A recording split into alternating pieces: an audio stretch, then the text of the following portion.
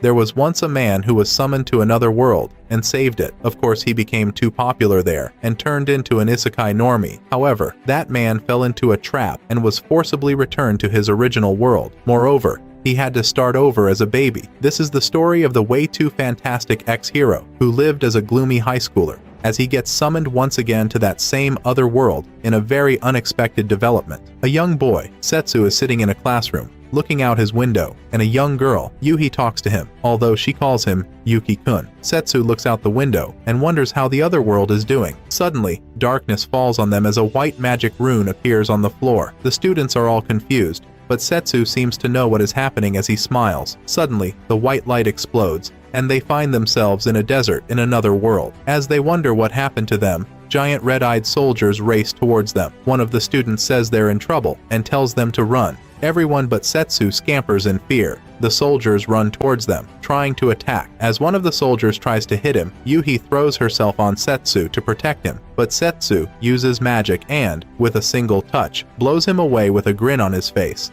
Setsu grabs Yuhi's hands, and they run to join the others under a tree. Suddenly, human soldiers show up and start fighting the giant demon soldiers with magic. Setsu is surprised and thinks the war should be over already, but suddenly, he feels the power of a curse on one of the demon soldiers. A girl, Elka, arrives on a horse and tells them to leave the battleground. A young man, Blaine, also joins her as they go off to fight the demons. Yuhi watches them in amazement as they fight gallantly. She remarks that they're strong. Setsu informs the students that they have to leave. They arrived at the kingdom of Destinia, and the king welcomed them as he thanked them for coming at such a crucial time. He told them that Destinia was being invaded by demons just like the war 5 years ago, and they were heroes from a foreign world sent to help Destinia. The students looked at him confused and didn't understand a word he said. The queen addresses them, saying she understands that they may be confused. She told them about a hero who came from a foreign world 5 years ago and stopped the war that raged across their world.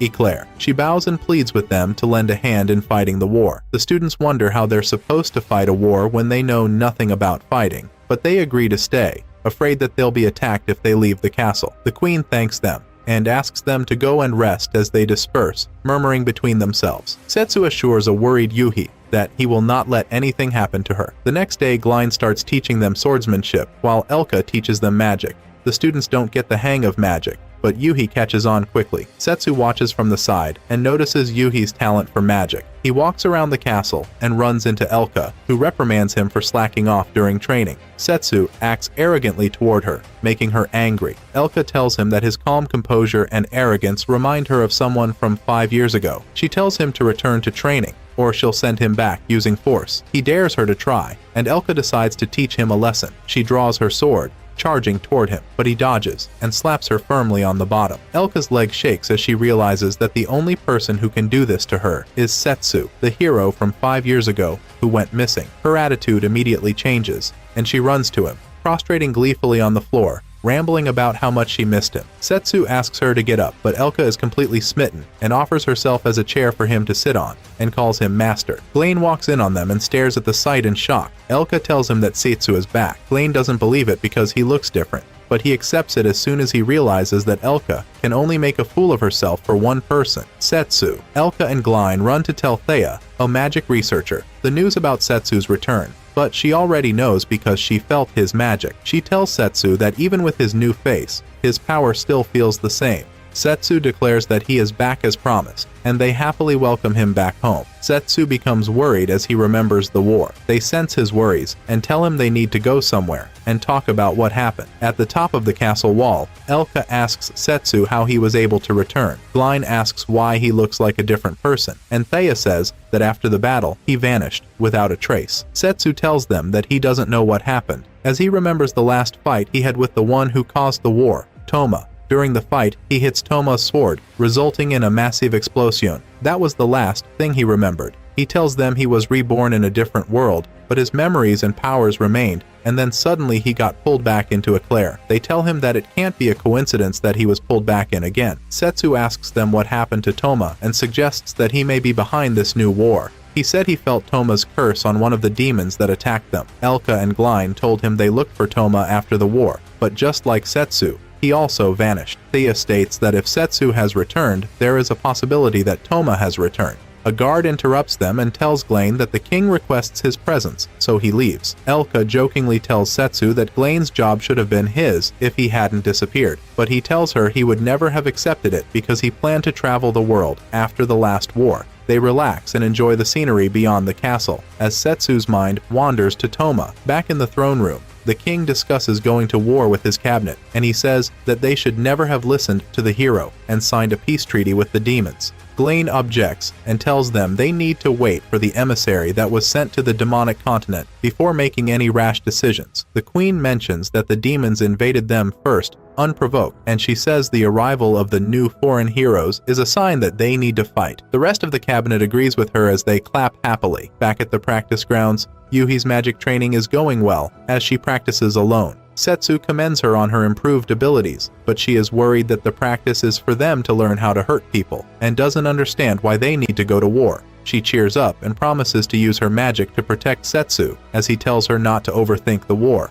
That night, Glain, Elka, and Thea met with Setsu. Glain tells him he bought a little more time with the king by saying the new heroes need more time to practice, but he will not be able to hold them out for long, as the war is unavoidable. Setsu tells them he'll be going out to stop the war by himself once again. They offer to follow him, but to their surprise, he turns them down. He says that given the imminent war, they can't all leave Destinia. He tells them that if Toma is behind this war, then they need to stay back and help in case a fight breaks out. Elka objects, but he shuts her down as she continues to mumble in disappointment. Setsu says he needs to get something he needs, so the next morning, he sneaks into the palace with the trio to steal Setsu's sword that he left behind 5 years ago. Thea makes them invisible with magic as they sneak around. Setsu asks why there were so many guards, and Glain tells him it is because of the imminent war. Elka tells Glain that she is going in and asks him to cover her as she runs off. Glain tries to stop her, but she dashes off and runs after her. Setsu and Thea stay back and reminisce. They continue to discuss, but are interrupted by a loud voice, so they hear Elka's voice and run towards her. They see she already beat up a guard. Glain says he thought the plan was to do this peacefully. They bundle the guard's body into a cupboard and hope no one finds him. Elka picks up the lock where the sword is kept, and they go in.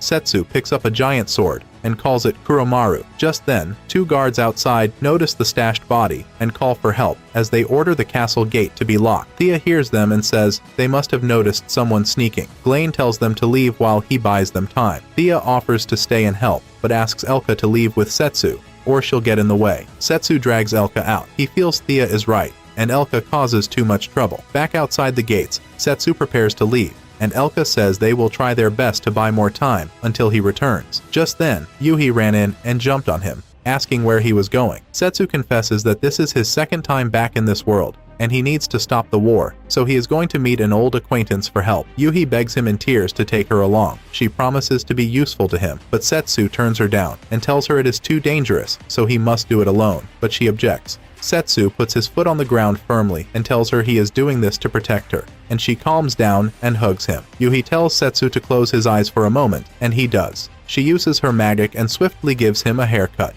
Setsu is astounded and comments here. Yuhi promises him that she will keep practicing and become stronger so that she can protect him. Sets flicks her head with his finger, and she jumps in surprise. He says if she can dodge the next time they meet, then she will pass the test. He waves and bids them farewell as they watch him walk away. The scene opens at a jewelry store. An old man is shouting at a young man in the shop as a little girl. Ruri watches them from behind a curtain. The old man refuses to sell a particular piece of jewelry to the young man. He explains that all his pieces of jewelry are precious, so he refuses to sell them to a young person who doesn't know their value. The young man calls him an annoying old man and tells him he is willing to pay any amount for the brooch. The old man proudly says that no amount of money will make him sell it. Little Ruri looks worried as she grabs her grandfather and asks him if the young man is here to cause trouble, and he tells her yes. The young man dumps a small bag on the table and asks if it will pay for the brooch. The old man continues to rant, not wanting to sell, but he looks down in shock to see a small bag of gold coins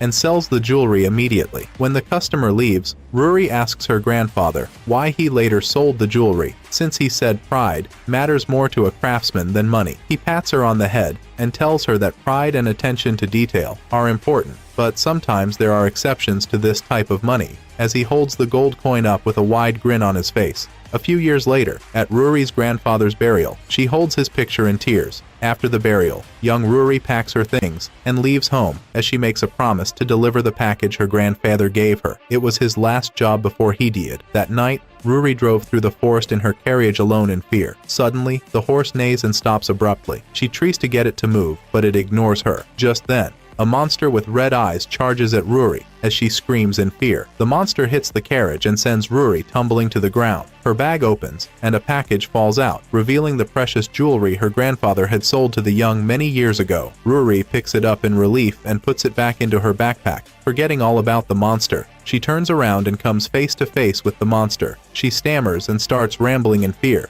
telling the monster that she has a lot of money, so there is no need for it to eat her. It ignores her and charges toward her, but is suddenly killed by Setsu. Setsu asks if she is alright, but Ruri starts rambling again. She offers to pay him for his service and tells him to give her an invoice. He tells her that he is fine and doesn't need her money, as long as she is safe. She tells him her grandfather taught her that nothing is free in life. Setsu offers his hand to her as he says her grandfather is crazy for teaching that. As Ruri grabs Setsu's hands, she thinks he looks eerily familiar to the young man who bought the brooch years ago, although she is not sure. Setsu asks why she was traveling alone. She tells him she had to leave in a hurry, so there was no time for her to hire anyone. Setsu bids her farewell and turns to leave, but she stops him, asking if he can be her guard, and he turns her down. Ruri begs him and says she needs to deliver something important. She asks him to at least accompany her halfway, and Setsu agrees to go with her until they reach the port town, since he is also passing through there. Setsu and Ruri leave the goods and carriage behind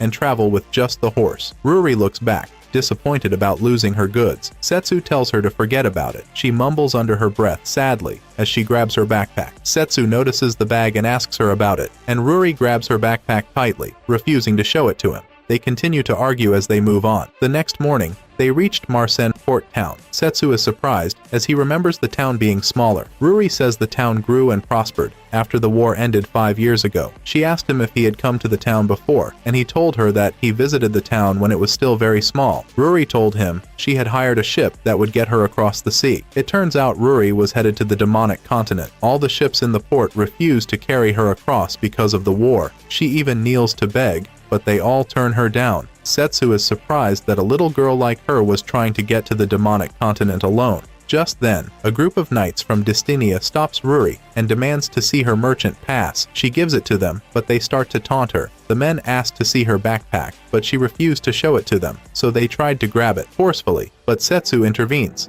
He asks them to show him their permit to search. They get angry and try to pull out their swords as Setsu dares them, and he puts his hand ready to draw his sword. The people of the town gather around them and start whispering and complaining, so the knights sheath their swords and walk off in anger after threatening Setsu. Setsu mumbles under his breath that it must be hard for Elka and Glein to keep these types of people in line. He jumps as Ruri screams his name excitedly and thanks him for helping her. Later that day, they sit down to eat, and Ruri praises him for handling the knights as she offers him more food. Setsu tells her he was impressed by how she stood her ground, and she thanks him shyly. She asked him how he knew they needed a permit to search personal belongings, and Setsu told her he had an old friend who knew about things like that and was a stickler for rules as his mind wandered to Glein. He asks her what she plans to do now that she can't find a ship. Ruri tells him worriedly that she will search the whole port town until she finds a ship, and if she doesn't find one, then she'll buy one herself. Setsu tells her that buying a ship is impossible and too costly, and Ruri says it doesn't matter. Setsu tells her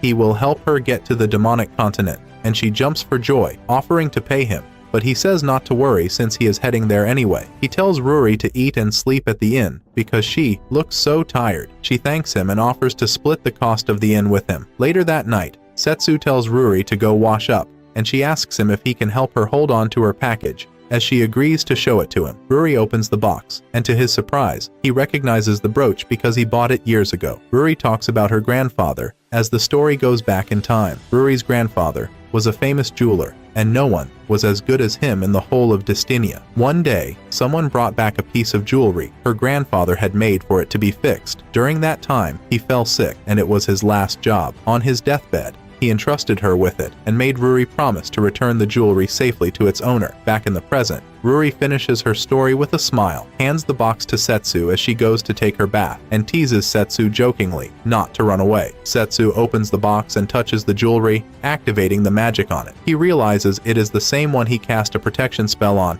and gave someone as a gift. His mind wanders to the owner, as he hopes nothing bad has happened. That night, as they slept, the three knights from earlier barged into the inn, asking the owner for Ruri and Setsu. They told the owner that the duo were spies for the demonic continent. As they break down the door, Setsu grabs Ruri and jumps out the window as she screams in fear. The knights chase after them in pursuit and corner them, but Setsu jumps over their heads, with Ruri still in his arms. He sets a trap with bottles, and they slip on the bottles, crashing to the floor. Setsu and Ruri run into a dead end on top of a tower, and the knights catch up with them. Setsu makes jest of the knights, but Ruri begs him to stop provoking them. He grabs her hands and jumps over the tower as Ruri screams in fear. Suddenly, a giant sea dragon, Levia, rises from the sea and catches them as the knights watch with shock. Setsu greets his old friend Levia and asks if she can take them to the demonic continent, as Ruri is still mortified. Levia glides away with them on her back, leaving the knights on top of the tower still bewildered. They decide that it is a dream and agree that there is no need to report it to anyone. Later on, as they sail, Ruri is still shocked that they are riding Leviathan, the sea goddess, and she wonders in shock who she hired as a guard. As the sun rose, they saw the demonic continent. The next morning, Levia is seen fighting a giant squid. As Setsu cheers her on, she defeats it and kills the giant squid. Levia comes back on land as her human self, and Setsu introduces her to Ruri. Levia bickers with Setsu for not helping her kill the squid, and he tries to calm her down. She angrily asks him why he disappeared without a word, only to show up 5 years later, asking her to be his ride. Ruri points out that they can't leave the giant squid lying dead at the shore, so Levia asks Setsu to handle it. He slices a part of it and starts frying it to make squid rings, a crunchy snack. Ruri tastes the snack and finds it delicious. As she eats, Levia tells them that Evil Barrow, the Demon Lord's castle, is on the other side of the mountain, just close to a demonic fishing village called Volsi. Ruri is surprised, as it turns out that's where she is headed. Setsu says he also has business with the recipient of Ruri's package. Levia looks at Ruri, surprised, and then says she remembers that Dezas sent her brooch for repair. Ruri is surprised and asks her if she knows Desastol Sereno. Levia says yes, and tells her that the owner of the package is the Demon Lord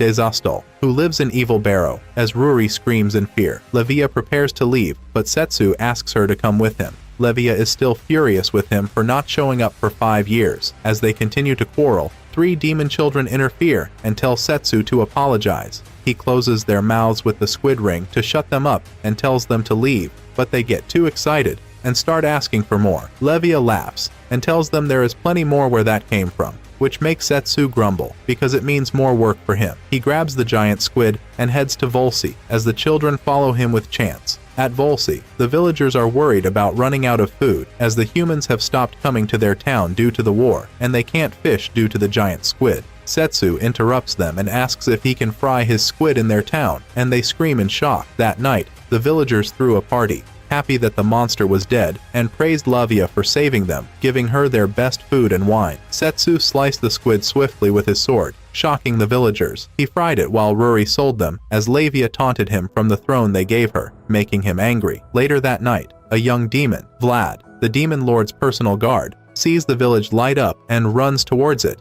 thinking humans had set it on fire. Ruri is drunk as she and Levia talk about Setsu, and Levia reminisces about their past. She tells Ruri that 5 years ago, Setsu tried to cross her ocean without her permission, so she fought him, but Setsu defeated her and dragged her around to help him end the war. Ruri screams in surprise after she realizes that Setsu is the hero who stopped the war. Levia tells her he promised Setsu to maintain peace in the oceans, and Ruri realizes that is the reason accidents in the ocean are reduced. She says she is angry with him for disappearing, but is happy that he came back. She smiles and looks at him fondly, as Ruri notices the way she stares at him. Ruri then concludes that Levia loves him, but she denies it. She calls it ridiculous, but admits she was waiting for him to return. Suddenly, Vlad bursts in with his sword, ready to fight. Everyone looks at him surprised, and the children offer him squid rings. Later, in the middle of the night, Setsu finishes his sails and goes out to the docks to join Levia as she uses magic to fish. Vlad apologizes to Levia for barging in earlier, Setsu walks in and calls his name, and Vlad realizes who he is. Setsu asks him why the most trusted officer of the Demon Lord was not at the castle, and he tells him he was looking for Levia. Vlad bows and implores Levia and Setsu to save the Demon Lord. He narrates that the Demon Lord has been forced to marry a man named Terran Sneeder. He tells them that she agreed to be held by a curse in exchange for Terran helping her end the war. He tells them Terran brought a powerful cursed necklace. Vlad informs Setsu that humans invaded them and left the flag of Destinia behind. Dazos even sent an emissary to Destinia, but the emissary never returned. Terran Sneeder took advantage of Dazos' reluctance to go to war and offered to help her negotiate peace in exchange for her marrying him and wearing the cursed necklace. Levia and Setsu wonder how a man like Terran can stop the war, and Ruri tells them that he is the world's wealthiest merchant and most of the trading ships are owned by Terran Trading Company. Vlad informs them that they need merchant ships during the war, and since Terran has a grip on the wealth of the world, they believe he could stop the war until he comes up with the slave contract. Setsu angrily asks him why Dazos is willing to become a slave just to stop the war. Levia says it is because of her promise to Setsu. Levia and Setsu agree that they have to help Dazos. Vlad tells them that the wedding ceremony with Terran is coming up soon, so they have no time to waste. He warns them that Terran is surrounded by skilled guards, so they need to tread carefully. Vlad adds that the road to the castle is crawling with monsters, and Levia tells him she'll handle it. Vlad thanks Levia. Levia and Setsu discuss as they set off, leaving Ruri with Vlad. They start running towards the mountains as they continue to reminisce, and suddenly they are attacked by monsters. Levia turns one of her hands to her monster form and uses her magic to kill them in one blow. Levia asks Setsu what he plans to do when they get to the castle. Setsu says he plans to blow up the wedding along with Terran. She wonders how he plans to stop the war without a rich merchant. Setsu tells her that Terran may be behind the war. He points out that Destinia and the Demo Nation are both claiming the other nation attacked first, so he thinks someone orchestrated the attacks, judging from the cursed soldiers he saw the first day he arrived. He says the soldiers don't belong to Destinia or the demons. He adds that while the two nations are blaming each other, it is shady for some merchant to show up with a cursed necklace and call it peace. As they continue to talk, monsters attack, but Levia blasts them all at once without a trace using magic. Setsu commends her and asks if she got stronger. Levia proudly says that this is nothing compared to what she can do in the ocean. They continue to race each other, and Levia looks at Setsu proudly as she thinks about her past. The story goes back in time to before she met Setsu. 5 years ago, Levia had no interest in doing anything. She lay at the bottom of the ocean every day with no will, but after her encounter with Setsu, she realized there was more to the world. She started protecting the seas not because she promised him, but because of her free will. Back in the present, the duo continues to run, while Levia makes jokes about squid rings. They reach Evil Barrow, challenging each other to do their best. The story goes back 5 years as Dazos,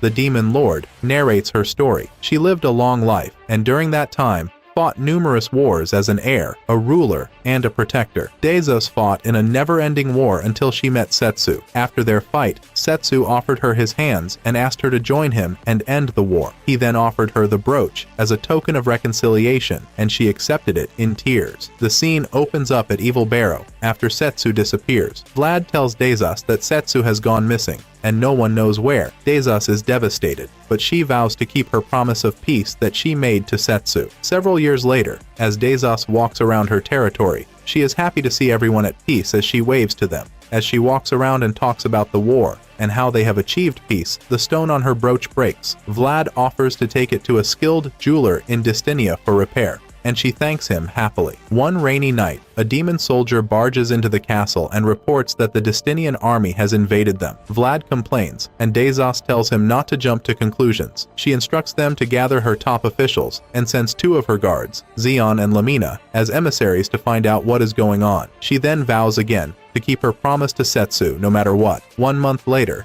Dazos watches her army from a window as they prepare for war. The soldiers are worried they might not make it to the front lines. One of the soldiers says they should never have trusted humans. The other soldier reassures him that everything will be fine and that the Demon Lord will take care of it. She has not heard from the emissaries she sent and is worried that her nation will not last long if this continues. Vlad brings her the news that Terran Sneeder of Terran Trading Company wants to see her. Terran proposes marriage to her. In exchange, he is willing to use his power to help her end the war with Destinia. After reading the contract, Dazos concludes that he was asking her to be his slave and flings the contract away. Terran opens a box to show her the necklace she'll be wearing after they marry. To everyone's shock, it is a cursed necklace that would enslave Dazos. Dazos asks Terran to give her time to think. As Terran leaves, he taunts her, saying she doesn't have a lot of time, and laughs as he walks away. When she is left alone, Dazos starts to think about Setsu, as she wonders if this is the price she has to pay for peace. Vlad walks in and pleads with her not to accept the offer.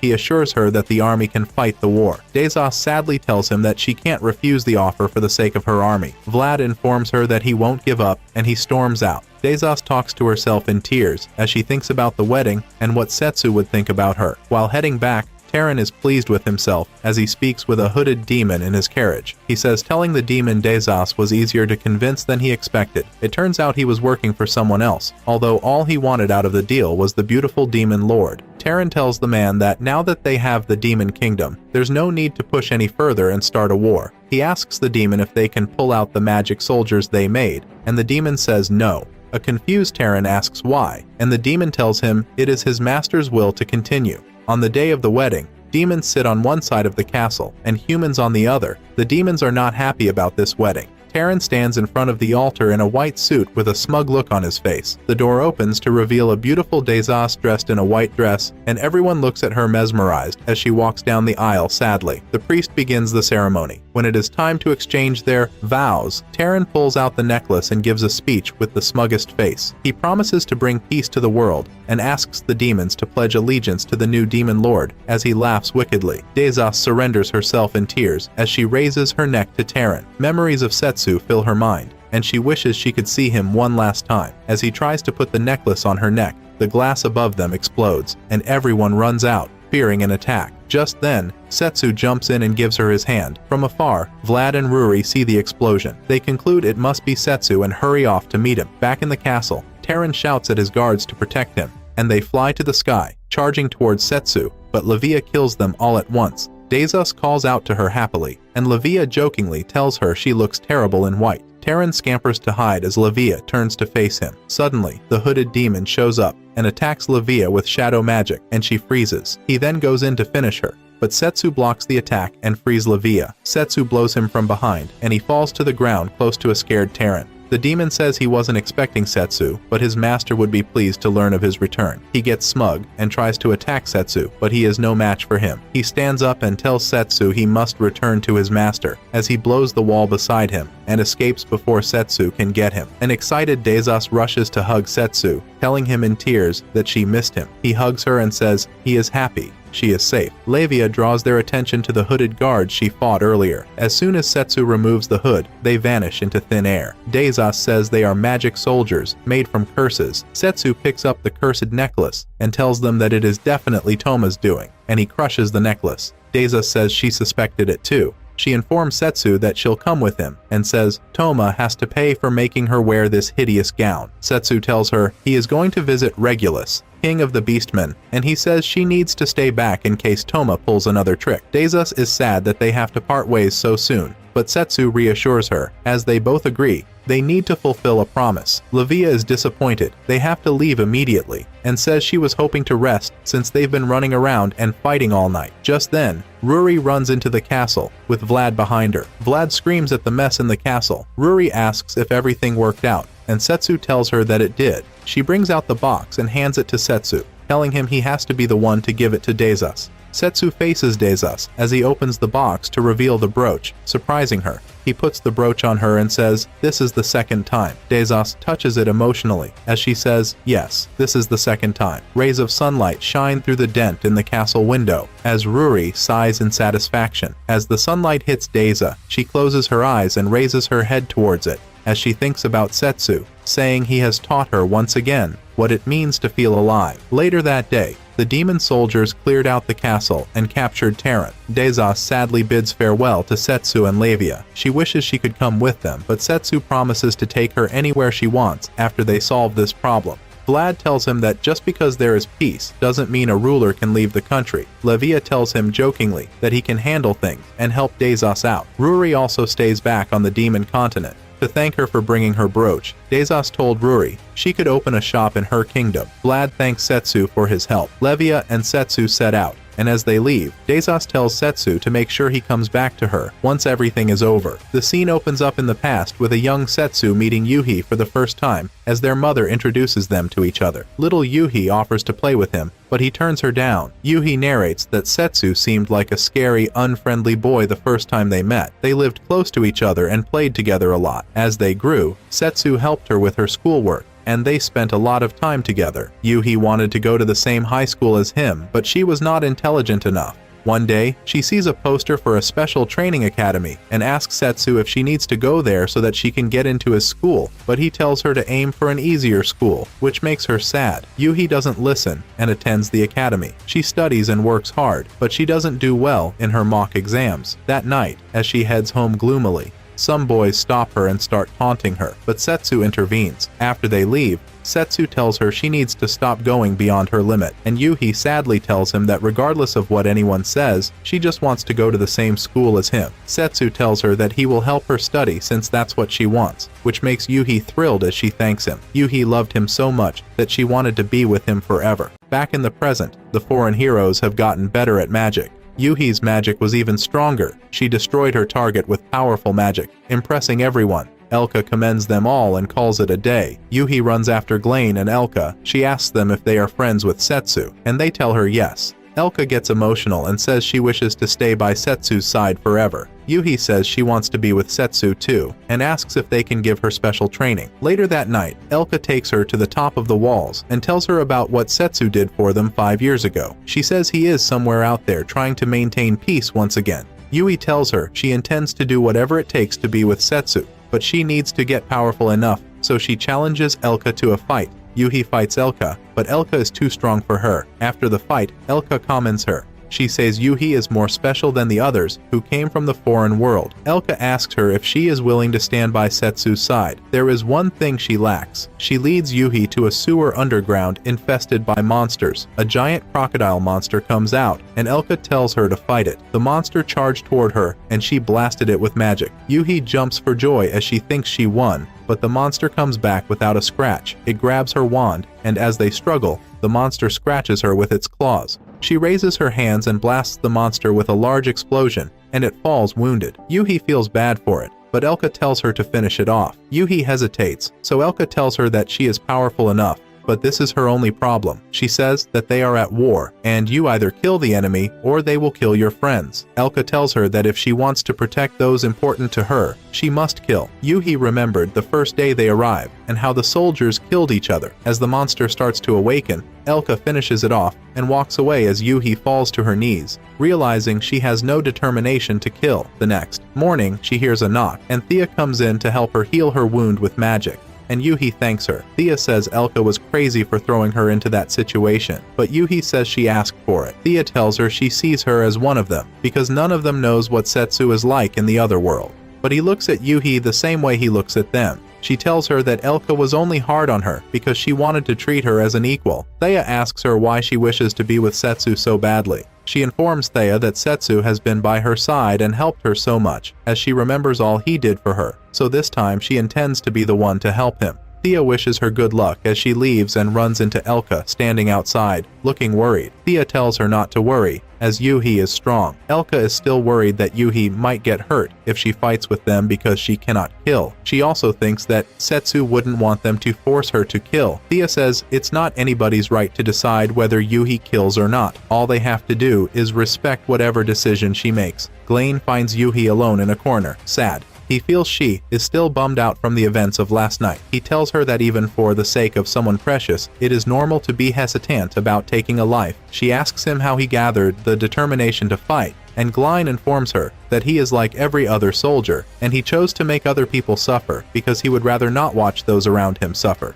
He says she has her own determination, and tells her to find the answer by herself. He leaves as he informs her that Setsu probably wants her to come up with an answer that best suits her. Yuhi realizes that she wants to fight but also stay true to herself, and she smiles as she realizes she already knows what to do. The next morning, during practice, Yuhi performs incredible magic and blasts the target. Thea, Elka, and Glain look at her, surprised by her power. Later on, she takes Elka back to the monster-infested sewer for another practice. Elka asks her if she found her determination, and she says she made a decision. The monster comes out, and she looks at it, ready to fight. Elka tells her that forcing herself out of her comfort zone during battle might break her, but Yuhi moves forward, determined to show her. The monster charges for Yuhi, but she burns it with a giant ball of fire magic, and it falls to the ground. Elka commends her for thinking the monster had been killed, but Yuhi says she only temporarily incapacitated it. To Elka's surprise, Yuhi tells her that he decided never to take a life. She says she will never lose, but she will never take anyone's life either. Elka commends her but says she will need a tremendous amount of power to pull it off. Yuhi happily tells her that she'll practice and become stronger. The next day, Blaine addresses the foreign heroes. He says the king has issued a decree, and for them to protect their nation, they will join the Knights of Distinia and leave for the demonic nation, Evil Theon, tomorrow at dawn. He asks them to prepare themselves physically and mentally. After dismissing them, the students gather to discuss as they worry about going to war. Yuhi looks out the window as she asks Setsu to wait for her and gallantly walks up to meet Thea, Elka, and Glaine. The next morning, a wagon is carrying Setsu and Levia to Beastman Continent. Levia relaxes on the floor of the wagon as she munches on snacks. Setsu tells her that this journey is tiring and reminds her how cool she was yesterday when she promised to follow him anywhere, no matter how far. She asks him what he would have her do, and he says she could get some kind of magic that could make them appear there. But Levia explains that transfer magic is too draining. Besides, she likes how they're traveling because she has been carrying them across the sea, and now she needs to rest. She continues to eat her snacks, crosses her legs, and even takes his share. Suddenly, their carriage stops, and a young female demon asks them if she can share their ride. Setsu stares at her, recognizing her as she climbs in with a younger demon who calls her big sister. Setsu calls her crybaby Alize, as she bursts into tears after realizing who he is. Setsu introduced her as Alize Ephriel, and said they traveled together the last time he was here. Alize says Setsu taught her combat every night physically, which raises alarms in Levia's head, and as Setsu tries to explain, the other young demon interrupts them. Levia asks who she is, and Alize introduces her as Amel, her little sister. Setsu is surprised and says he doesn't remember her having a sister. Amel says they are sisters just because they ended up living in the same house. Alize asks him where he has been for 5 years, but he hesitates as they all give him serious looks. He tells them everything. Alize says if anyone else had told the story he just did, she wouldn't have believed, and Levia agrees. Setsu asks Alize to come with them to the Beastman Continent and help him, just like she did 5 years ago. But Alize turns him down and says she has a problem she needs to handle first. Alize narrates that ever since a Setsu vanished, she took up a job fighting monsters. One day, she accepted a small village's Zathro request to help slay a dragon. They gave her a house to stay in, and that is where she met Amel. That night, she and Amel talked as they ate dinner. Amel was so nice to her. She asked if she stayed alone, and Amel told her she lived with her brother before he disappeared. She says her brother adopted her 2 years ago after he found her. Furthermore, she says her brother hasn't come home since the day the dragon first appeared. Amel tells her that she is already used to being alone. Alize says she is tired of traveling, and after she captures the dragon, she would like to settle in Zathro. She asks if she can stay with her, and Amel agrees with pleasure. Alize tells Amel that she can call her sister. Janelle jumps into her arms in joy and agrees to call her sister. Back in the present, Setsu asks her if Amel's brother was killed by the dragon. Alize says no, and explains that every time the dragon appears in Zathro, several villagers go missing. She adds that normally, after a dragon attacks, it leaves evidence of a fight behind, but this one just vanishes without a trace and leaves nothing behind. Setsu and Levia think it may be related to magic. Alize says she thought killing the dragon should be the first thing, so she made a drastic decision. She disabled the tower built to ward against evil as she tried to lure the dragon back and prepare an attack to ambush it. That day, she sends Amel home, but they play with a butterfly and talk for a bit before Amel runs home, giggling. That night, the dragon shows up, and Alize attacks it. She injures it a bit, but it flies off into the woods, and as she chases it to finish it off, the dragon disappears. She returned to the village, but it was empty. The villagers had all vanished. She rushes and thankfully finds Amel crouching in a corner crying. So the next morning she decides to take her to someone in the city, while she goes back to find the missing people. She wants to find the missing villagers, but she has no clue where to start, so she asks Setsu if he has any ideas. Setsu and Levia say they've never heard anything like that, but they'll help her, and the two sisters are delighted. Levia and Setsu start brainstorming, but she comes up with the most ridiculous idea, like a zombie dragon, and starts rambling on about zombie attacks and air zombies before Setsu cuts her off. She then suggests a siren attack, but Setsu tells her this happened on land, not water. She says maybe a siren lived in the village, but Amel tells her that sea creatures have a distinct smell, and she has a good nose so she can smell them. But she never smelled any sea creature in Zatharo. She apologizes for saying sea creatures smell, and tells Levia that she doesn't smell. Setsu comes up with the idea of space aliens. As he rambles on about them, Levia hits him in the head. Setsu says, what if the dragon was like her, and took a human form to escape during the pursuit? He asks her if she can make people vanish, and Levia says she can't and won't, and tells Setsu to stop making her look bad. Alize is surprised, and asks Levia if she is a dragon, and Levia says no, as Setsu teases her, comparing her to a dragon. Levia says she is a sea god, which is much better than a mere dragon. She says if a dragon that makes people vanish exists, why didn't it make Alize disappear? Suddenly, their carriage stops, and the driver tells them they need to wait until the river calms down before they can continue. As the rain keeps pouring and the water rises, Setsu wonders why the dragon kept attacking the village. Levia suggests it may have been hungry or drawn by magic. She says the magic people use can attract monsters, meaning someone may be using powerful magic in the village, attracting the dragon. He wondered why the villagers disappeared, and he said people don't vanish into thin air. He proposes that someone in the village may be using transfer magic. Furthermore, he says, what if the attack happened after people vanished, not before? This means the dragon always shows up after the magic.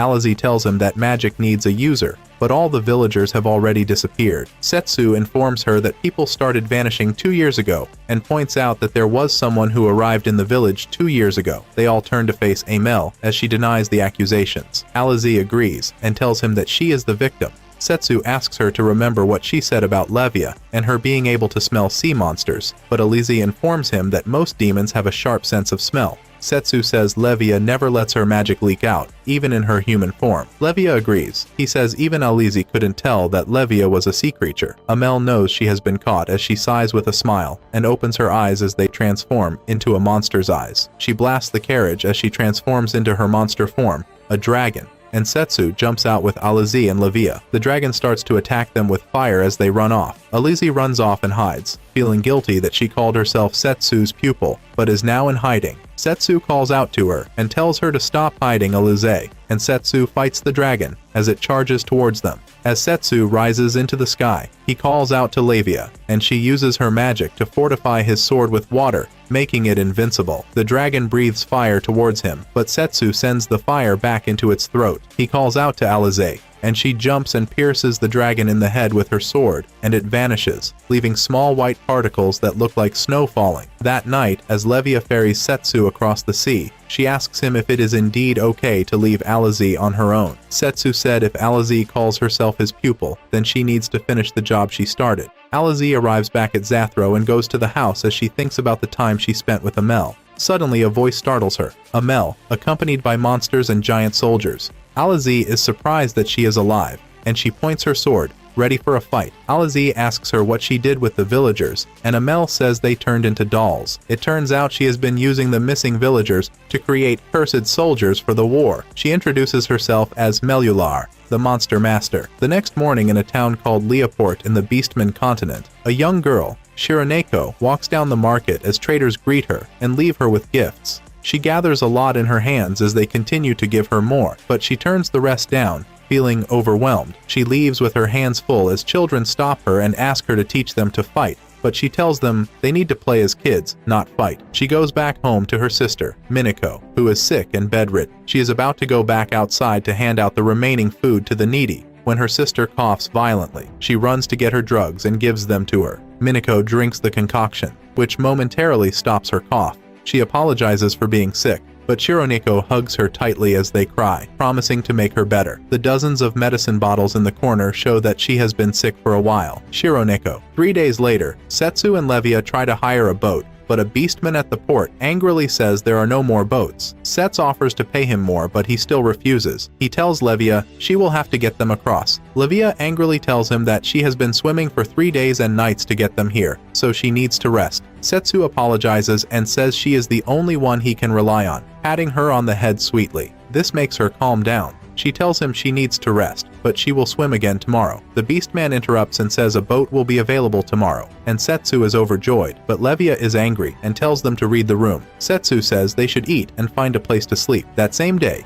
Shironeko arrives at an inn and hands something over to the innkeeper, Kuroinu, who gives her a bottle of her sister's medicine in exchange. Shironeko thanks her for helping her find the medicine. Kuroinu tells her it's fine and commends her for taking care of her sister. Kuroinu says she has another job for her, but it might be a little difficult. She hands her a wanted poster of Setsu and Levia. As Shironeko realizes, the next job is an assassination. Kuroinu tells her that, if she completes the job, she'll never need money again in her life, and will have no problem buying medicine for her sister. Just as Setsu and Levia walk into the inn talking, Shironeko pulls a hood over her head and slips out, while Kuroinu pretends like nothing happened and attends to them. That night, Shironeko tries to get her sister to eat, but she can't, as Minako tells her that her stomach can't hold down more food. Shironeko looks at the almost empty bottle of medicine and sighs sadly. Her sister notices and asks why, but Shironeko cheerfully says nothing and informs her she has one more job to handle today. Just then, it is revealed that Minako is wearing a cursed necklace. That night, as Setsu and Levia slept peacefully, Shironeko waited in front of the inn. Kuroinu comes out and informs her that the duo have fallen asleep. She asked her if she was still hesitant to kill, but Shironeko said no, saying that her mind was made up. She asks Kuriono if she could call her sister, and adds that Kuriono is the only reason she and Minako were able to survive. She pleads with her to be their big sister and let them live with her as a family after she completes the assignment. Kuroinu agrees and tells her to get the job done, so Minako will not be sad, and Shironeko agrees delightfully. Kuroinu hands her the keys, and she goes inside as Kuroinu thinks about what they talked about. Shironeko opens the door and finds the duo sleeping. She uses her claws to slash them, but they vanish, as Levia had used illusion magic to make it happen. Setsu shows up behind her and kicks her. She jumps out through the window as he follows her. He asks her if she is one of Toma's minions, and she tells him she doesn't know who that is, but she has to take his life. She goes into partial beast transformation, and she charges Setsu and blasts him, but he is no match for her. Setsu grabs her by the head and slaps her so hard that she falls to the ground and faints. She turns a bit purple, and Setsu thinks she must have brought the curse from someplace else. Kuroinu watches everything and runs away when her plan gets thwarted. After Shironeko comes, she tries to attack Setsu, but Minik stops her and tells her that they found her on the road and passed out, so they brought her home. Setsu winks at Shironeko, gesturing that her secret is safe. She plays along and thanks him for helping her. He tells her he understands her situation, and then says that Minako isn't sick. He uses magic and shows them the power of the cursed necklace. Shironeko begs him in tears to save Minako, and he promises to save her. Setsu tells Minako that the process may be painful. As she lays down, he summons a shark-like sword, Glutton. He uses the sword to absorb the curse from Minako. She shakes in pain as her sister cheers for her to hang in there. As they continue to remove the curse, they are interrupted by Kuroinu,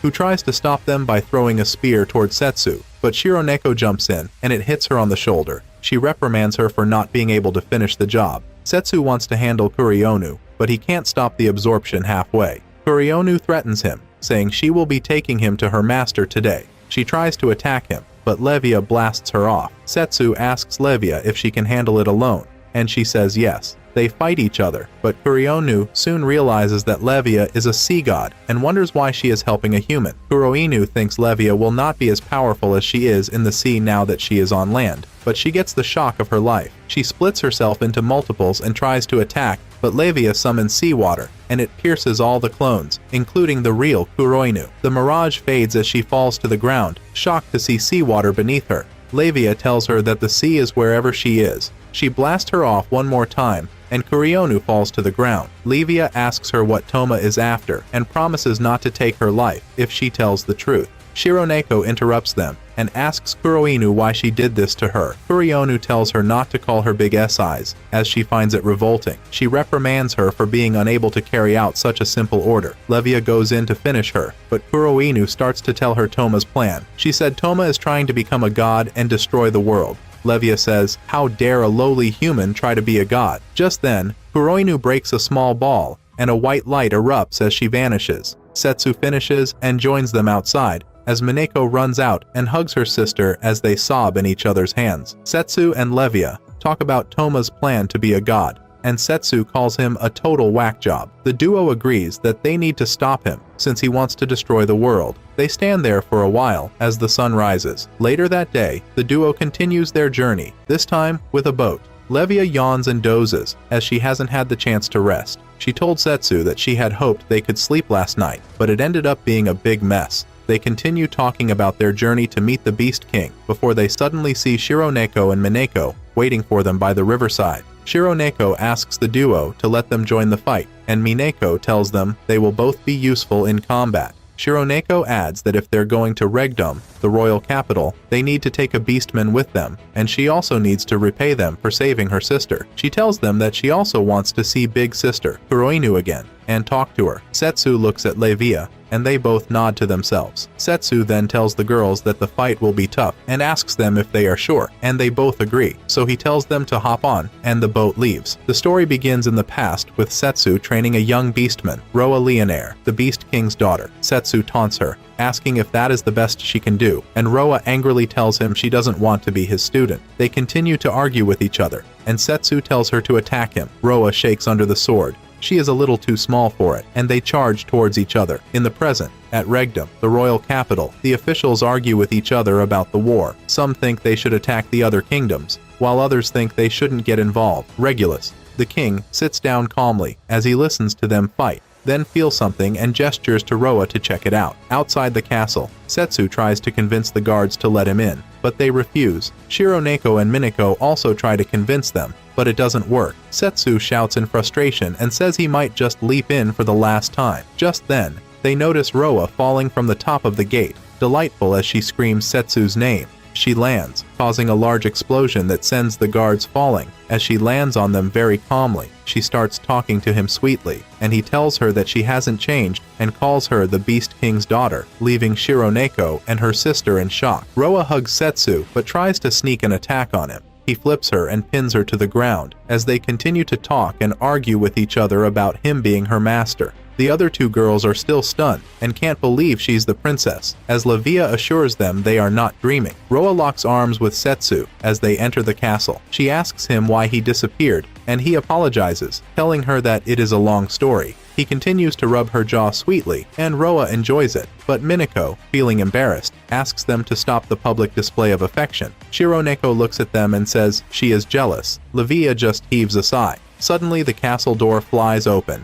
and an excited Regulus jumps out, lunging towards Setsu with his fist. Setsu catches him by the wrist and flips him to the floor. Regulus laughs heartily and commends him. Shironeko, Mineko, and Levia look at them surprised. It turns out the beastmen love dueling, and this is considered a greeting for them. Setsu looks inside the castle and sees all the officials passed out on the floor, and he tells Regulus that he hasn't changed. Regulus points out that although he looks different, his smell is still the same. He announces that they must hold a feast to welcome him, but says that before then they need to fight a duel. Setsu turns him down politely and says he has urgent business to discuss. Setsu informs him that Toma is alive and is behind the war. Regulus decides that he will join the fight, but Setsu turns him down and tells him he needs to stay back in case Toma tries to start something in Zu Dorado, the Beastman continent. Roa offers to go instead of her father, and Regulus agrees she is the best replacement. Just then, a voice interrupts them as a young man walks in, saying they are at war and can't spare any manpower for other nations. He introduces himself as Ruga, commander of the Zu Dorado army,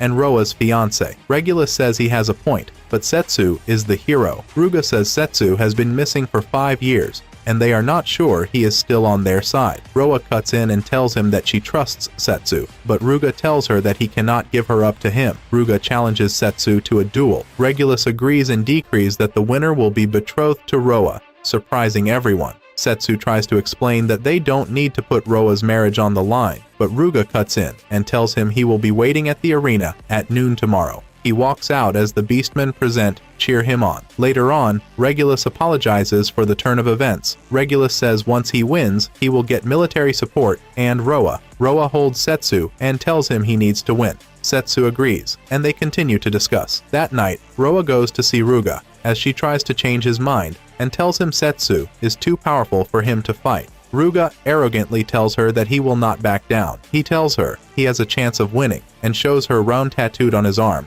saying a mage gave it to him. He says the magic rune converts strong will to strength. He continues to tell her that he is ready to lose his life to protect her, and as his eyes are filled with a strong desire, the rune lights up, startling Roa. Roa leaves him disappointed as he looks up at the moon and says he never looks at her. That's the reason she never fell for him. The next morning, everyone gathers at the arena at Regdom Royal Capital to watch the duel. The beastmen cheer Ruga on, and Shironeko and Minako cheer Setsu. Levia continues to spend too much on different snacks, uninterested in the whole thing. Setsu is surprised by the giant crowd, and Roa tells him that beastmen love festival. She cheers him on, and they continue to talk as Ruga angrily stares at them from afar. Regulus announces that the battle ends when one fighter can no longer fight or surrenders. He signals for them to begin, and the crowd goes wild. The duo begins to fight, but Ruga is no match for Setsu. Setsu taunts him, and Ruga goes into full transformation. He turns into a large wolf-like creature, and the crow goes wild. Roa tells Setsu to be careful, but before she finishes talking,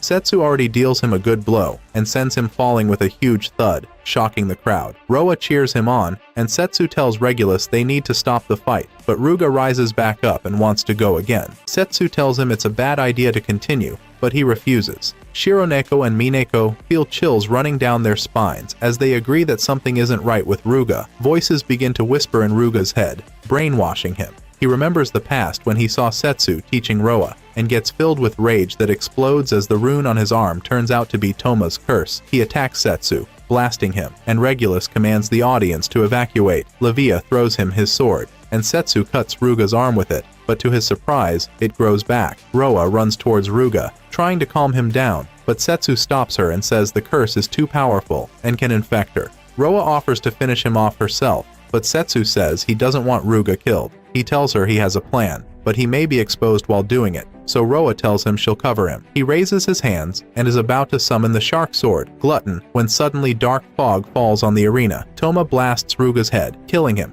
and appears as an illusion from his headspace. He greets Setsu and says he killed Ruga, so that Setsu wouldn't waste his precious magic. Roa cuts in angrily as she asks if Toma tricked Ruga into doing this. Setsu tells her not to go closer. He says even as an illusion, Toma's magic is very powerful, but Toma gets very angry with her for interrupting him and tries to hurt her, but Setsu points his sword at him, telling him to stop. He shakes with laughter, saying that Setsu is choosing someone other than him again. He tells Setsu that he will kill every species in the world and that both of them can live quietly as gods. Setsu calls him an idiot and tells him that if he hurts anyone, he will hunt him and put him down again. Toma tells him that Distinia has already begun invading the demonic continent and asks him if he can save everyone at once, taunting him. Toma bids him farewell as the illusion vanishes and Ruga's body drops to the ground. Later on, Regulus apologizes and says he shouldn't have allowed the fight. Setsu tells him that this is not a time to sulk. He says they will head to the demonic continent and try to stop the war. Regulus tells him he will prepare a ship for them,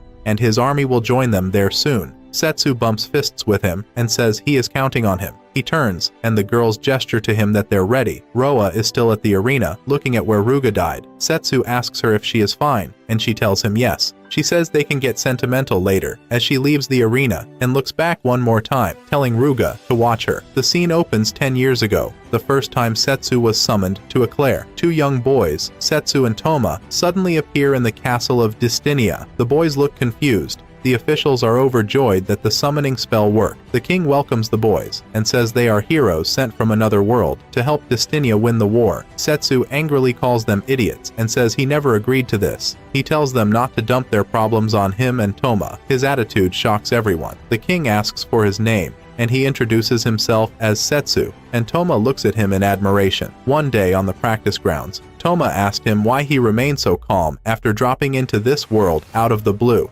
Setsu tells him that this world has demons and monsters, so they have to get stronger. Toma tells him he is afraid of going to war. Setsu tries to calm him down, but Toma is still afraid. Setsu offers him his hands and says they need to do their best to survive since they are in the same boat. He says if they stay alive, things will work out, and Toma grabs his hands delightfully. As they head inside, Setsu tells Toma that they need to stop the war. He says killing or getting killed by strangers in an unknown land is wrong. Toma is shocked and tells him it's impossible, and besides that, he is not as strong as Setsu. Setsu reassures him that they can do anything. He says that they are each other's allies since they came from the same place. He tells him they are brothers, so he will protect Toma no matter what. Setsu and Toma make a promise to each other. One day, Setsu decides to leave and try to stop the war. Toma tells him he is still too scared to leave, and he promises Setsu that he will get stronger and join him soon. They both promise to meet again once they become true heroes. That night, he sets out with Glein, Elka, and Thea, as Toma watches them leave. A few years later, Toma is awarded for his accomplishments in battle, and this makes him a knight and names him Silver Hero. After the ceremony, his comrades praised his achievements. He looks up, remembering Setsu, and says he is one step closer to their promise. He says he'll get stronger so he can stop the war. He tells the soldiers and his trusted advisor that he will forge on to fulfill his dream, and asks them if they are willing to die for him. They tell him yes and head back into battle. During the battle, they break into a demon temple, and the soldiers try to run as they see Toma advancing, calling him the Silver Devil. Toma kills them all effortlessly. He goes deep inside the temple and finds two men who surrender and beg him to spare their lives, but Toma beheads them anyway. His advisor tells him the temple has been cleared, and he tells him to prepare as they will head out soon. As Toma tries to leave, a voice stops him, and he turns to see an ominous pendant glowing. The voice beckons to him and tries to draw him in. It tells him that it can fulfill his deepest desire, and Toma stops to think about Setsu. The pendant emits dark magic, which poisons his mind as he keeps thinking about his deepest desire, to be with Setsu. It finally gets to him, and he grabs the pendant. Toma's comrades and his advisor are killed in the war, making him behave even more erratic as he keeps saying he needs to keep fighting. A messenger interrupts him and tells him that he brought an urgent message from the capital. He says a truce has been called, and they have been ordered to retreat. He tells him that a delegation of leaders who will sign the treaty will be passing this way, and they have been ordered to escort them safely. Suddenly a carriage passes by, and Toma feels Setsu's magic. After it passes, he sees Setsu with Regulus, Dazas, Levia, Glein, Elka, Thea, Alize, and Roa discussing and laughing happily with each other, making him jealous. The next day, the leaders sign the peace treaty and unveil the monument to represent the truce, and everyone is ecstatic as they cheer, chanting Setsu's name. Toma watches as Setsu continues to laugh with his newfound friends. That night, the whole of Destinia celebrates as they throw festivities all over the kingdom. As Setsu watches from the castle walls, Toma joins him and tells him he is amazing for ending the war. Setsu says he didn't do anything special and just traveled around. Toma says he could never do something as big as stopping a war, but Setsu tells him he is a very important person now and commends him for his award. Toma continues talking, but Elka interrupts him as she beckons Setsu from below to join them for a party in his honor. Setsu tells Toma he has to go and tells him he is glad that he is doing fine. As he leaves, Toma stops him, but he stammers a bit before asking what he thinks about going back to their world now that the war is over. He pulls his sword with the pendant attached to it and tells him that he found a way to go back. Setsu laughs and tells him he doesn't plan to go back, and now that the war is over, he wants to travel and see this other world. Toma is shocked and not happy with this, as the voice in the pendant continues to poison and brainwash him. Setsu wishes him luck with his journey back home and leaves. Toma loses it as he cries in despair, and the cursed magic from the pendant takes over him. Toma calls out to Setsu and tells him he will destroy everything that gets in between them. He says once he kills all the humans, demons, and beastmen, then Setsu will go back to the way he was when they arrived. He tells him that he has to pay attention to him and only him. He promises that he will kill anyone who tries to take Setsu away from him and tries to attack him. Setsu summons the Shark Sword, Glutton, and blocks his attack. Toma continues to attack him as he laughs maniacally. Glein, Thea, and Elka look up and see Setsu fighting and race up to meet him. Toma sees them and says they must be the ones that seduced Setsu. The duo charges toward each other as their sword meets, and Toma slashes Setsu, injuring him. Setsu jumps and forces his sword into Toma's shoulder, and a giant explosion erupts and the duo vanishes. By the time Elka and the others reach the top of the tower, Setsu had disappeared. It is revealed that Toma disappeared into the temple, where he first found the pendant. He takes it out of his sword, saying none of his desires came true as he throws it to the ground, as he says he is tired. Suddenly, the pendant starts to emit a bright light and shows Toma a vision. In the vision, he sees a lab underground, and masked men are leading a chained prisoner to a table to experiment on him. They injected him with a red liquid as he screamed in pain. Inside another room,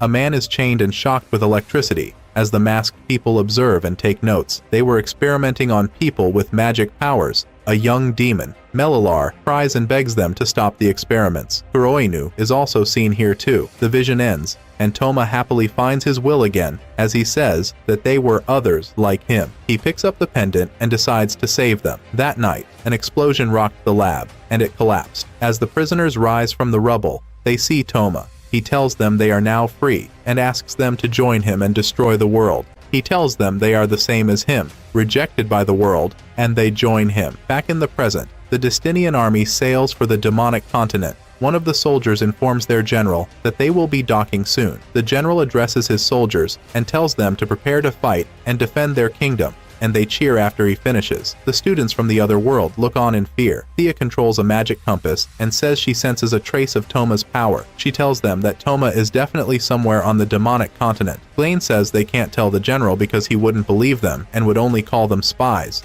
He asks if anyone has heard from Setsu, and Yuhi tells him not to worry. She says Setsu must be doing his best to stop the war, as she thinks about the moment she saw him before he left. Elka tells them they need to buy more time until Setsu arrives. Thea tells Yuhi they need to limit the number of casualties, and tells her to believe in herself. The four of them join their weapons together and pledge to win back peace. The Destinian ships land, and the soldiers charge forward as the demonic army tries to defend against them. Blaine goes in with the students from the other world and tells them they will attack from the back. The two nations continue to fight with magic and ground soldiers. The demonic army tries to stop the Destinian army from setting foot in their camp, but the magicians destroy the wooden barriers they built as the Destinian army march forward into the kingdom. At the back, Thea tells the students not to go after injured soldiers, and Elka tells them to wait for the soldiers to be distracted as she charges in with Thea and Glein. The students stand around looking terrified and confused, but one of them says they just need to get the enemy before the enemy gets them, so they charge in,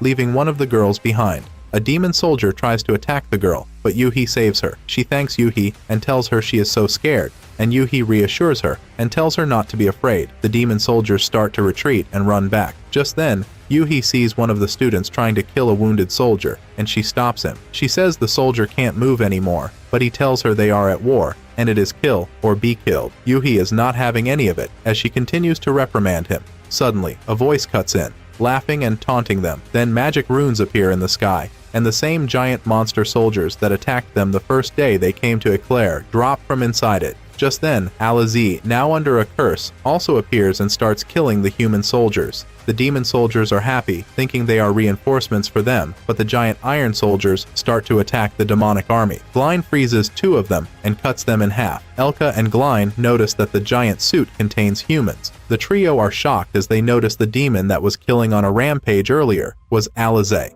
Melular walks up to them, humming and smiling. They ask what she did to Alize, and Melular says she turned her into a doll. She continues to taunt them and asks the trio to be her puppets. Elka charges to attack her, but Alize steps in. Elka calls out to her, but she doesn't come back to herself. Melular cuts her own wrists and splashes her blood on the ground. The blood starts to reshape as she introduces herself to them as the Monster Master. Her blood merges and forms 4 different giant monsters. The monsters attack the trio, but Elka kills the snake monster immediately with ice magic. Glein slashes the giant gorilla monster and kills it swiftly. A giant iron soldier tries to attack Glein, but Thea steps in and uses her magic stick to blast it off, killing it along with the dragon monster created by Melular. Glein thanks her as she says 3 down. Elka tells them she'll take Melular down, and she asks them to finish the remaining monsters. Suddenly they hear a thud and turn around to see that Yuhi already handled the last monster formed with Melular's blood. They ask Melular what is next now that her monsters are gone. She is angry and wonders how they're so strong without any modifications or drugs.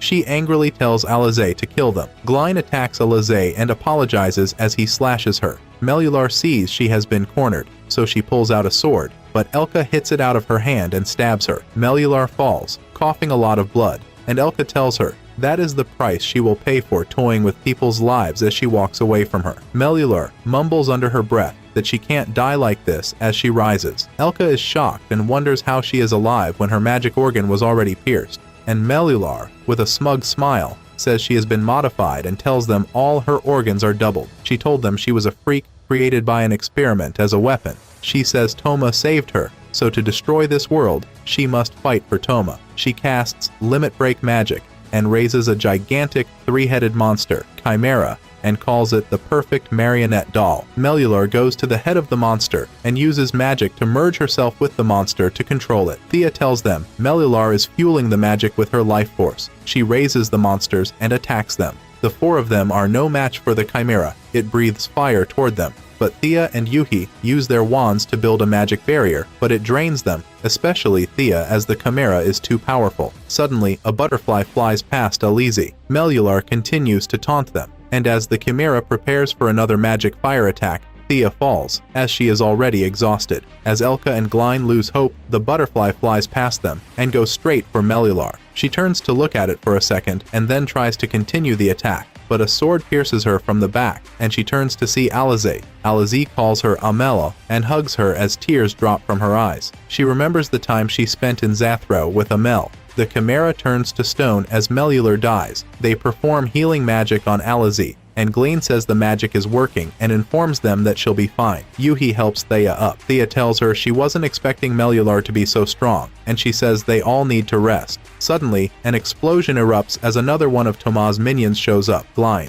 Thea, and Elka are worried he is too strong, and they're too worn out to fight. So Yuhi tells them she'll handle this fight. They try to dissuade her, but she tells them to believe in her. Glein agrees and says Yuhi is in better shape than them, so they should let her handle it. Thea agrees and says they'll back her up. Elka tells her not to give up. She is about to fight the demon, but suddenly they all stop as they feel Setsu's magic approaching and sigh in relief. Setsu jumps out of the sky and lands in front of his friends. He commends Yuhi and tells them they're safe now, as Yuhi looks at him with so much happiness in her eyes. Back at Regdom, an officer informs Regulus that they are ready to send the forces to the demonic continent. He tells them to send aid immediately. One of the chiefs asks the king what would happen to Eclair now, and the king says they need to trust Setsu. He tells them that Setsu is already on his way there. Back on the demonic continent, after Setsu lands, Elka and Yuhi are ecstatic. Yuhi jumps on him, and they fall to the ground. He tells her to calm down, and Yuhi pulls away from him, livid as she realizes what she did. She apologizes to him for getting carried away. Yuhi starts rambling about her training with Elka, and then goes down on all fours, telling Setsu to sit on her back, just like Elka taught her. He flicks her forehead and tells her to stand up. Setsu tells her to stand aside with Elka and the others. She warns him to be careful and goes to join them.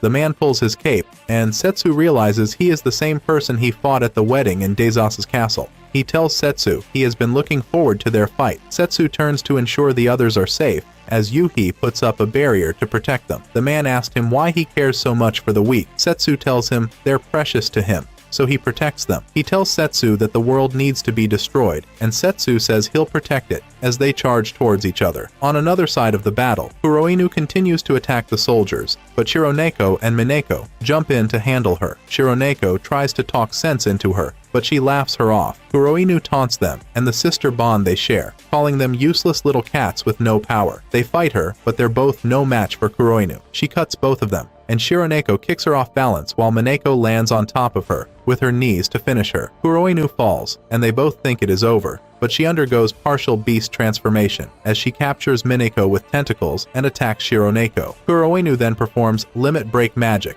and she gets multiple giant arms. She goes in fast to finish the sisters as taunts and laughs at them, but Shironeko gets up and joins hands with her sister as they perform the beast merge, and they merge to become one. Kuroinu continues to make fun of them, but she is no match for the merged beast. She lunges at them with her multiple arms to attack them, but they summon the wind beast magic, cutting her beast arms. Kuroinu falls but doesn't give up, as she remembers her dead sisters and goes in for one last fight, but they kill her swiftly as she drops dead to the ground, and the girls separate from each other. At another battle site, soldiers attack one of Toma's minions, a man made of iron, Virdos, but their swords are no match for him. Roa shows up and kicks him so hard that he falls back. The soldiers notice that she is the Beast King's daughter, and she tells them she is their reinforcement. They thank her and leave. Virdos taunts Roa, and she is surprised to find out his body is made up of iron, as she calls him a freak. Virdos tells her that humans created him and experimented on him since he was young, and said Toma rescued him. Roa tells him angrily that Toma is just trying to destroy the world based on his delusion. Virdos tells her he doesn't care. He starts talking about Ruga, making Roa very enraged as she attacks him, but injures one of her knees in the process. Roa tries to attack him again, but he turns into tiny iron particles and tells her his real power is the ability to control his body freely. and his full body vanishes. Then he gathers the particles into balls and attacks Roa, wounding her badly. He forms back his body and taunts Roa, thinking she is dead. As he turns to leave, Roa gets back up and musters her full power, leaving him in shock. She charges towards him, covered in fire, and he tries the balls again, but she runs right through them. The power Roa summoned is only used by the bloodline of the Beast King. Moments before their death, they burn their lives to take an enemy down with them. Roa rams him into the ground and punches him ferociously non-stop. He laughs and forms spikes from his body, which impales Roa in multiple places, but she doesn't back down. To his utter shock, she breaks every single spike and deals him a fatal blow. When she is done, the power fades as she falls to the ground, fatally wounded. Virdos walks up to her and uses his last strength to heal her. To Roa's surprise, he falls to the ground and says he admires her pride and feels she should live on. Roa wondered what a good person like him was doing with someone like Toma and promised him that she would carry his pride with her. Back to Setsu's fight, the man realizes that Setsu is no match for him as he fends off his attacks easily. The man uses magic and tries to freeze him, but when he thinks it is successful, he goes into attack, but Setsu frees himself to the man's shock. Setsu tells him not to underestimate him next time. He tells him to give up and call Toma, but the man laughs wickedly as he summons limit break magic. The magic gives him an invincible Amour, Skia Amour. He tells Setsu that he is willing to sacrifice his life just to defeat him, and goes in to attack him. Setsu hits him with his sword, but it is useless because of the Skia Amour. The man tells him that the shadow armor absorbs all energy. Setsu is stunned, and the man punches him in the face and looks pleased with himself. Setsu tells him he'll just have to slash through that armor, and he gets charged with red fury energy and summons the flying sword, Zetsu. The sword breaks the armor in one blow. Setsu tells him to give up or he might die, but he tells him that death isn't a problem for him. He says he has no purpose for living if he is defeated. He said Setsu lives in the light, so he will never understand. He charges for Setsu again, but Setsu cuts him swiftly with his sword. In his final moment, he thanked Setsu for letting him fight, without holding back as he dropped to the ground. Toma notices that all his minions have lost. He thinks that Setsu stands in his way once again. He says this is the finale, and it is time to destroy the world. Setsu looks up and sees Toma's powers rising from a mountain as Toma finally reveals himself. Back at the Demon Lord's castle, Levia barges in, looking for Dazus. Dazus tells her that she is fine. She says she noticed that some strong magic forces have vanished from the battlefield. Dazus is pleased that the tide of the battle is turning in their favor. Levia says it is good that Setsu made it in time. Suddenly, they are interrupted by Toma. He tells them the end is here as he draws his sword to attack, and he says he'll teach them what despair feels like. Toma defeats the duo swiftly. Setsu races into the castle, looking for both of them. He sees them tied to a corner, battered, with Toma standing over them. Toma tells him that he knew he would show up, but he is still jealous that he did. He continues to talk, but Setsu attacks him angrily. Setsu says there is no need to talk sense into him anymore, and Toma tells him they can talk after he destroys the world. Setsu charges towards him, and they clash with the full force of their powers. Toma turns his sword into an explosive using magic and flings it towards Setsu, but he hits it back and it blows off a part of the castle and opens a crack in the sky. Dazus puts up a magic barrier to protect herself and Levia, and the duo notices the crack in the sky as they agree that those two are very powerful. Setsu tells Toma that they should fight for real if he is done warming up. Toma sends in more explosion magic in large numbers as Setsu tries to dodge them. He uses the flying sword magic to blast them all at once, but he leaves his back wide open as Toma sneaks an attack from the back. Toma sends the flying sword, but Setsu swiftly counters it with his sword as an explosion ruptures and blood trickles from his arm. Toma tells him that he has lost his touch. He charges toward him, but Setsu hits his sword out of his hands and flings it away. To his surprise, Setsu drops his sword, but it distracts Toma as a massive blow lands on his face. Setsu hits him with his fist continuously. He goes in for a finishing blow, but Toma counters his fist with a magic explosion. Toma looks a bit beaten down, and Setsu tells him he likes the look on his face. He tells Setsu that he forgot he was a tricky fighter. He says there is no need to drag the fight, as he summons his cursed sword and uses form change magic to turn the sword into a giant gun, leaving Setsu stunned. He points the gun and shoots an explosion, which blasts a hole in a mountain near the castle. Setsu thinks of a way to take the gun away from him. He charges towards him with a kick as Toma turns the gun in his direction, but a little too late, and Setsu kicks him into the sky. They continue their battle there as Toma shoots at him non-stop, but he keeps dogging swiftly. Toma changes the form of the gun into a machine gun that shoots multiple rounds at once. He resumes shooting, but Setsu dodges and uses a magic barrier to protect himself. Setsu summons his shark sword, Glutton, and uses it to devour the bullets, leaving Toma in shock. With his two physical swords, Setsu uses all his might and summons two flying swords. Toma is dumbfounded as the two swords fly towards him, and they explode in his face. Toma angrily tells Setsu that his sword is really a problem. The rest of the team joins Dazas and Lavia in the castle as they look up. Setsu sees them and says he is happy they are safe. He then tells Toma to give since all his friends are gone. Toma is enraged as he remembers all the times he saw Setsu happy with other people. He glows red with rage as he says Setsu always leaves him alone. He emits a very dark and powerful magic, and Setsu thinks it must be coming from somewhere else, but he realizes it is from the pendant attached to his sword. Toma laughs maniacally, and his power grows even more, as the team in the castle wonders what type of magic it is. As the light from the magic settled, Setsu saw two gigantic guns by Toma's sides and realized that he had just summoned Limit Break. Blood trickled from Toma's eyes, signaling that he truly used Limit Break. He tells Setsu that it is time for them to end the fight. Their fight continues to rage in the sky. Toma taunts him, laughs like a maniac, and fires his large gun erratically in the sky. Setsu tries to get close but can't, with bullets raining everywhere. Elka wonders how anyone is going to fight in that condition, and Glein says the gun may not even run out of bullets. Toma turns the gun to the castle and fires it. Setsu opens Glutton and tries to absorb the bullets, but he misses a few of them, and they land inside the castle. As the dust settles, he sees that they protected themselves by raising a barrier together. Toma sees them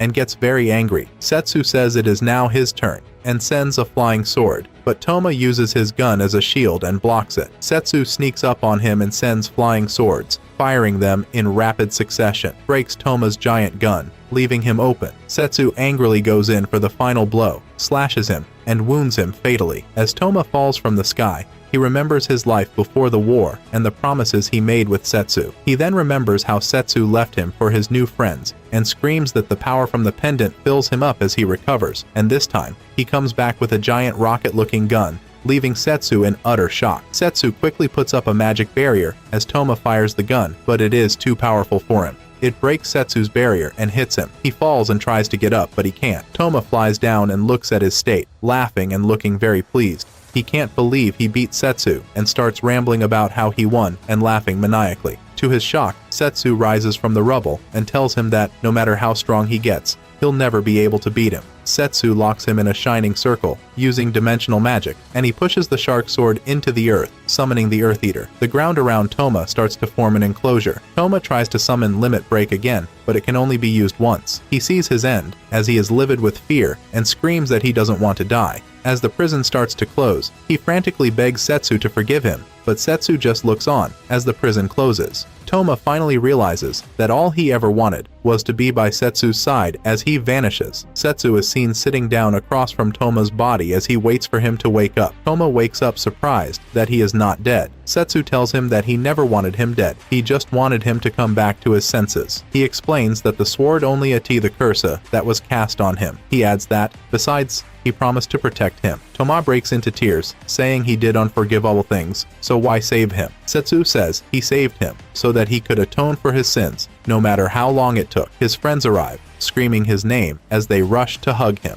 After things settle down, Setsu goes to see Toma in prison and tells him that they have decided on a punishment for him. He tells him that the punishment is to use his magic and cast a transfer spell to send the foreign heroes back to Earth. Toma is surprised, as that is not what he was expecting. Dazas tells him that without his magic power, he will be an ordinary human, so there will be no need to worry about him doing something bad. Regulus jokingly adds that his face doesn't look like he intends to do anything bad. Setsu asks Toma to join the students and go back to Earth for a fresh start. Dazas tells him to thank Setsu for negotiating on his behalf. Toma agrees as he realizes Setsu always keeps his promise. The following day, everyone gathers around for the transfer magic as Toma casts the spell. The students cheer happily as they can finally go back home. Setsu bids them farewell as they vanish. Toma decided not to leave. He discusses this with Setsu and tells him he is going on a trip. He wants to see the world and decide how to atone for his sins. Setsu tells him he will be rooting for him. They bid each other farewell as Toma leaves. Later on, Setsu also leaves Dystinia.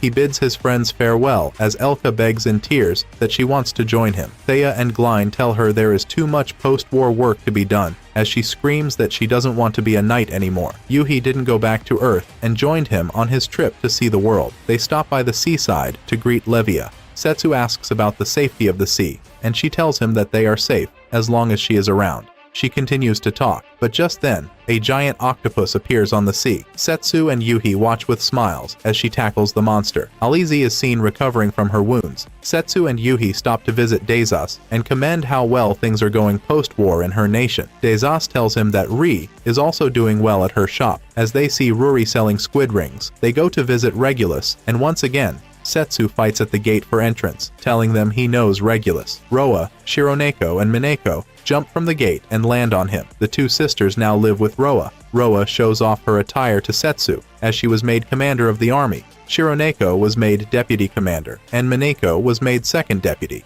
Roa tells him that they are pricing hard and have challenges to beat him one day. Setsu is happy that the Beastman nation is also doing well. Setsu and Yuhi continue on their journey, and Setsu tells her, "There are so many cool things to see in this world.